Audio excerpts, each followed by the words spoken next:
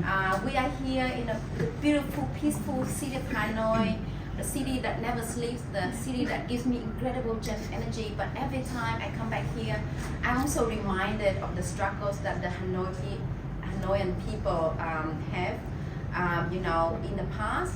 So maybe I read a passage from the Mountain Sing, which is set in Hanoi.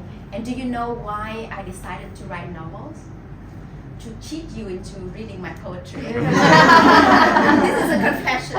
So I have the best writing day when I sneak a line of poetry into a paragraph, because I said yes. This is the joy of working with language. This is a scene set in Hanoi, told in the voice of Hương, who is 12 and who's waiting for the return of her parents. I miss my parents dearly. During the years that she was gone, I imagine seeing my mother again every day. I imagine disappearing into her embrace, into the river of her hair, into her soft breast. I imagine our voices rising like kites from under the shade of our new bang tree. I miss how my mother had filled our home with her singing voice, how gracefully she had danced, how she had led me along by my fingers, twirling me around so my shirt would flare. Whenever I was sad, I told myself to be strong like my mother. She never cried or showed fear.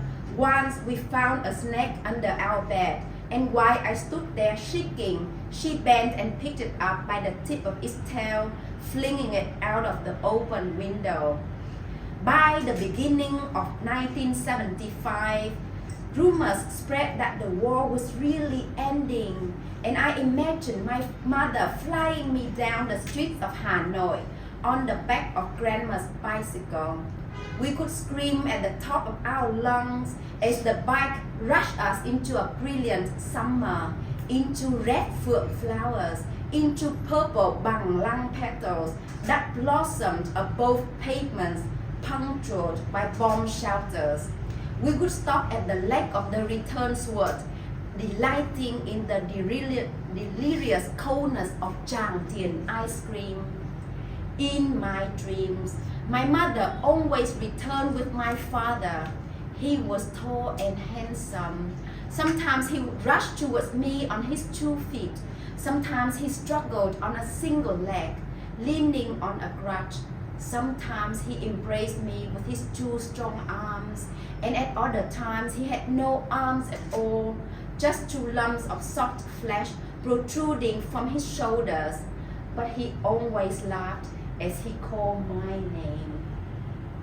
Here is Hương, my daughter.